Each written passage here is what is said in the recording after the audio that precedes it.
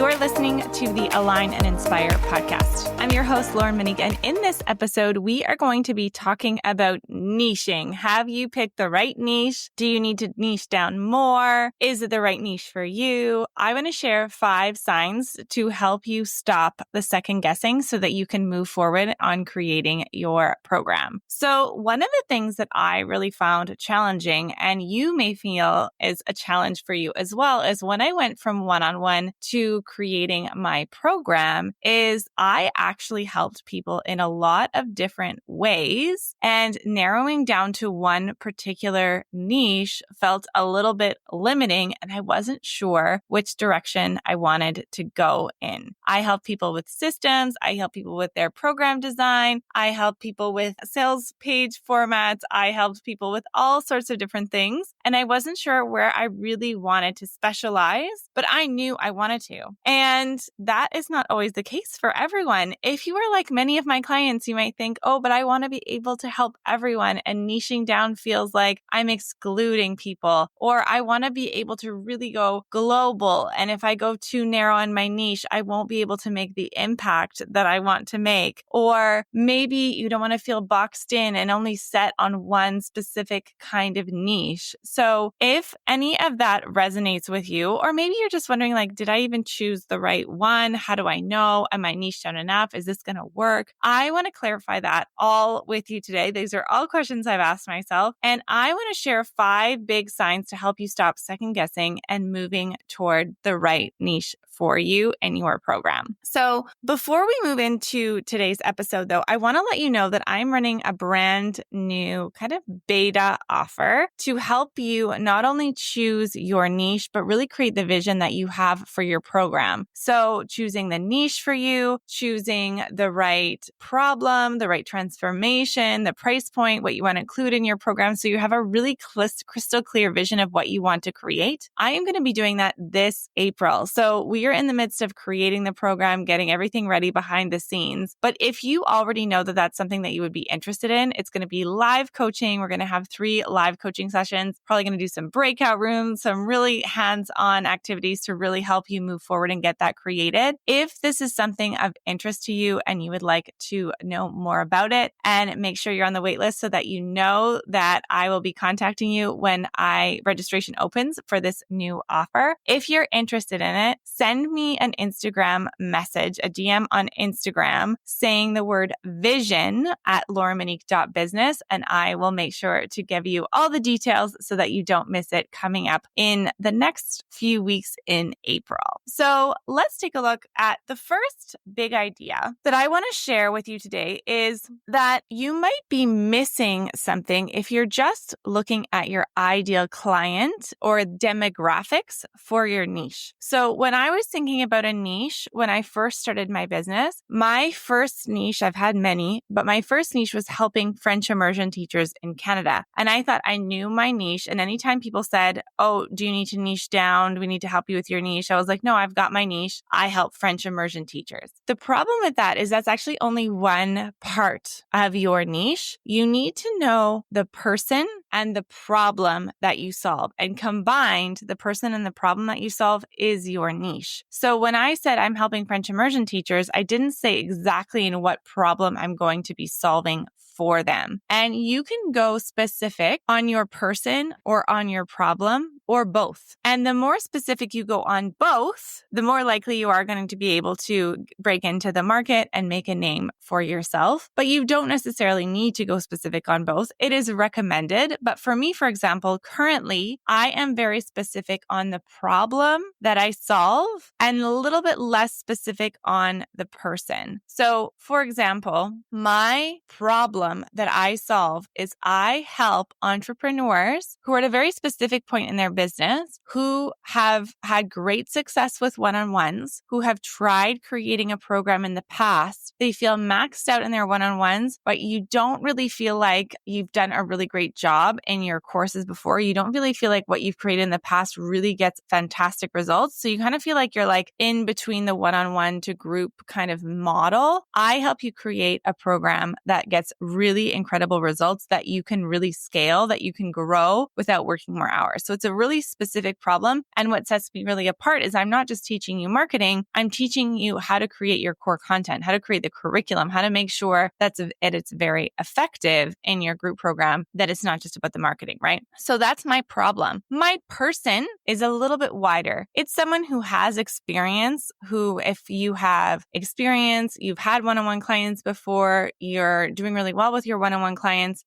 and maybe you've created a program before, that's usually the place where my clients are at in their business, but I don't help a very specific person. So I help like experts, coaches, mentors in a variety of different industries. Now I work with a lot of therapists and coaches, therapists turned coaches, or psychotherapists turned coaches. I work with a lot of people in a specific industry, mentoring new people in their careers, not career coaches, but like someone who's experienced in their career, who's helping someone new in that career. So like that kind of industry mentor. But I have a wide range of people that I support, right? So I'm not as specific on my person, maybe experience level that's fairly specific, but I'm way more specific on the exact problem that I solve. Does that make sense? So even though I could help people in all sorts of ways, I can help you with your funnels. I can help you with your offer suite. I can help you like map out systems and different organization in your business. That's not, yes, I can solve those problems within my program, but that's not the main problem that I focus on outwardly. I help you create your signature program. That is the main thing that I solve. That's my niche. So as you're listening to me, I would love for you to think about, are you clear on the person that you're helping and the problem that they have? Because one of the challenges that we face is oftentimes we have our expertise and we say, I've got this great thing that I know I can help people with, but you need to be able to say, what problem does it solve for people? So like, for example, when I was thinking, well, I know I'm really great at lesson planning. No entrepreneur uses that term, right? I know that once I got clear on the problem that people have that I can solve with my skill set, is that oftentimes entrepreneurs are like, I really don't know how to map out my content. I've got so many ideas. I have so much expertise. How do I provide it in a way that's sequential, that makes sense for people? Then I can say, oh, I can solve that problem with my skill set. But if I just come out with my skill set right away, people don't necessarily know that it's going to solve their problem. You need to be able to match your expertise with the problem that you solve in your expertise. Like for example, another example, because I like to give different examples. I have another client who teaches organization to business owners, like digital organization. And she has a specific app that she uses and she shows you how to organize your business using this app. We now need to find out what is the specific problem that app is going to solve for people, because the app alone is her vehicle. People don't necessarily know that that's the thing that they need. But if they know, oh, this is my problem and that's the solution for it, okay, great. So you need to get really clear on what the problem is that you're solving. So that's the first idea, is that it's more than just choosing an ideal client. It's knowing your person and your problem. The next big idea that I wish I had realized earlier on, it took me a while to realize this one, and it may sound counterintuitive if you're a little bit newer in business, is which niches are red flags. And one of the biggest red flags is if you choose a niche where no one else is doing it. So again, coming back to my French immersion example, I saw a hole in the marketplace where French immersion teachers really lacked resources for their classrooms. They really had nothing. We were always translating. Okay, this is before ChatGPT, okay? We were always translating things, creating things from scratch. It was so much work, and I saw a hole in the market, and I thought, I can fill this hole. No one else is doing this. I can have success in this field. That will be my business. And it was true to a certain extent. Like I created my membership off of that model. I sold resources well. And within that very small micro niche, I became very well known. Like I would rock into schools and people literally recognized me. It blew my mind. But the issue with it is that it's very, very, very small. And it worked for me for the first little bit, but it got to the point where if I wanted to grow my business and run it full time, like I did, and I wanted to make it to be a much bigger business because I am an ambitious person, it was capped. My ability to grow it past that was capped because it's a very, very small market. So you want to look for markets and niches where people are already having success, not for a niche that doesn't have anyone already doing it and doing doing well at it. You want to look for people who are already doing well in the thing that you want to do because it shows that there is demand for the thing that you want to sell. If you have chosen a niche that not very many people are doing it, or not many people are doing it and sticking to it, it might be an example of a niche that's not a very profitable niche. Does that make sense? So you want to look for niches where people are already doing well in that niche. And that's a great indicator that you could do well as well, even though it seems counterintuitive, because there's demand for it in the market. So that's the second one. Red flag. If you don't see anyone else doing what you want to do, there may not be a market for what you want to create. The next thing to think about is if you're the kind of person that has done a lot of workshops or in-person coaching, teaching of some sort in person, and you're going to go online, is that there is a difference between choosing a niche in person versus online. And the strategies that you used in person may not translate as well online. And here's what I mean. You need to have a much more specific niche online than you do in person. So for example, I like yoga, and before I had children, I used to go to yoga studios. Now I practice yoga in my living room with an online app, okay? But before I used to go to yoga studios. And really the only qualifying factors that I was looking for in a yoga studio was I really liked yoga studios that played music because it felt like I was dancing throughout my practice because I have a dance background and I love dancing. So anything that had music that I really liked was something that I was looking for in a yoga studio if there was that option. And I really liked yoga studios that had really nice energy and environment and like vibe, and I like the community. But those were kind of the things. And if I could get a yoga studio that played music, bonus. But not every yoga studio that I lived in, depending upon where I was living at the time, had music. That was pretty much the sum total of what I was looking for, that it was close to me, that I could go there. Like when I lived in Montreal, there was a yoga studio down the street. I lived in the city. I would go to work at my internship, and then I would walk down the street and go to the yoga studio after work. That's what I was looking for in a yoga studio, right? But think about one yoga example that I always cite because I think it's such a great one, is an online yoga school called Flight School, and you could look it up. And she helps yogis improve, or for the first time, do an inversion. So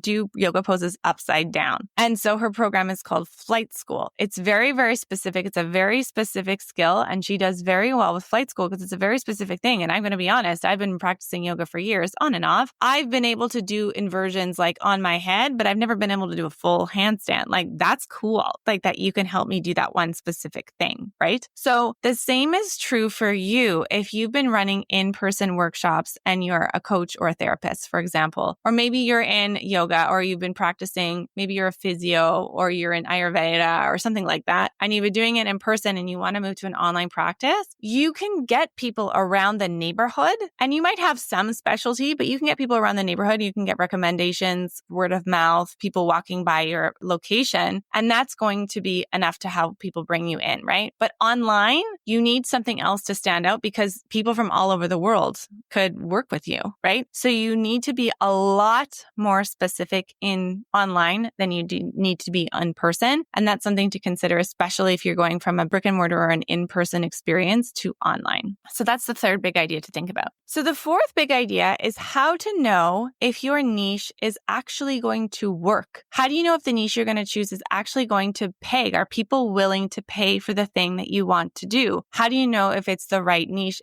that's going to work? What I want to teach you is how to validate your niche in 10 minutes or less. So the mistake I used to make is that I used to create things and then hope that people would pay for them. And some of my offers kind of went so-so, and some of my offers did super, super well. And what I realized I needed to do is I needed to validate my offer first. So what you can do is you send an email to your email list and say, hey, I'm thinking about creating this new thing. Is this something that would be of interest to you? Hit reply and let me know, or hit reply with the word, whatever keyword you're creating, and let me know. And the reason that this is important is because when you go to create something new, if you actually ask your audience, you're going to get people who respond to you and say yes or no. You want to do some market research before you go to create it. So that's not the only step that you're going to follow. There are other things that I can encourage you with and help you with. But the first thing to do is, if you have an email list, send out an email, see if people are interested in it, and you can get a sense right away if you're getting a lot of response or not. So with when I was creating those products for teachers, once I started realizing this, I would put it on Instagram. I would put it on my email list. Hey, I'm thinking of creating ABC, which would be of interest to you. Hit reply and let me know with the letter. Or you could do a poll on your Instagram stories. Or for example, with this new offer that I'm creating, I sent an email to my list and I said, hey, I'm thinking about creating this offer. Is this something that would be of interest to you? And I kept getting replies. So then I know, it's worth creating a test for it. I'm not going to create the whole thing, create all the modules, create all the course, put it out there, and then people may or may not buy it because I still have to refine the offer. But I know that I'm on the right track with that niche and that idea, that offer. So then I can move to the next step to start to put it out there and validate if people are actually willing to pay for it. But the first thing to think about is send an email out to your list if you have one, or your Instagram following, LinkedIn, whatever you use. Say, hey, I'm thinking about creating this. Would you be interested? Hit reply and let me know. Or I'm thinking of doing ABC. Which one would be of interest to you? And then you get a sense of what people actually want to hear from you, because your idea might sound really good to you, but people may not be willing to pay for it. Now, they may be willing to pay for it if you message it differently, but it's a really great way to validate it really quickly. I can write that message really short in less than 5 minutes, and then I get a sense right away that afternoon if it is a valid idea or not. And then the last big idea that I wanted to share with you in today's episode is how to know what it feels like when you've landed on the right niche, So I have had a number of different niches, a number of different offers, different programs, different audiences. And I have to tell you, the way I feel now, I've started my business 7 years ago. The way I feel now in my business is so different to any other business I've had. And I've always loved business. I've always been excited about it, but there was always a part of me that felt like I wasn't fully being myself. I had to hold back in some way. So when I was doing French immersion resources, I always worried that what if I make a mistake in my French? My French is really strong, honestly, but it's not my zone of genius, I wouldn't say. It's my zone of excellence, but it's not my zone of genius. So then I felt like I needed to hire people, and I did hire people, editors, to edit my work. So I always felt like there was something a bit off there. And then I mentored teachers, but then after a while, I didn't really align with being a teacher anymore. I felt like I'm an entrepreneur. I love business. And I always felt like I had to kind of hide that a little bit. I had to speak in a way that was more aligned for teachers and not business owners. I didn't really feel like I could fully be myself. And then when I left the classroom, I think I really didn't need to worry about it, because I could help people in such a deeper way when I left the classroom, because I understood more. I helped more teachers. So I wasn't just in my own bubble. I got a way better idea of what people were going through. So I did get over that idea of I'm not in the classroom, they're not going to relate to me. But I still felt like it wasn't myself fully expressed. Does that make sense? But in this niche, helping entrepreneurs, it's like I've combined my education background, the things I know I'm really, really good at, that I can do very easily, with the element that I love, like freedom, spending time the way I want to, inspiring other people to spend time the way you want to spend it, being able to have the freedom to spend with your family, to be able to lead people and help other people in deep, meaningful ways. I don't feel like there's a part of me that I have to hold back in the niche that I'm in now. It feels like this is really what I'm meant to do. And it feels very, very aligned for me. So my encouragement to you is, if you feel that, first off, roll with it.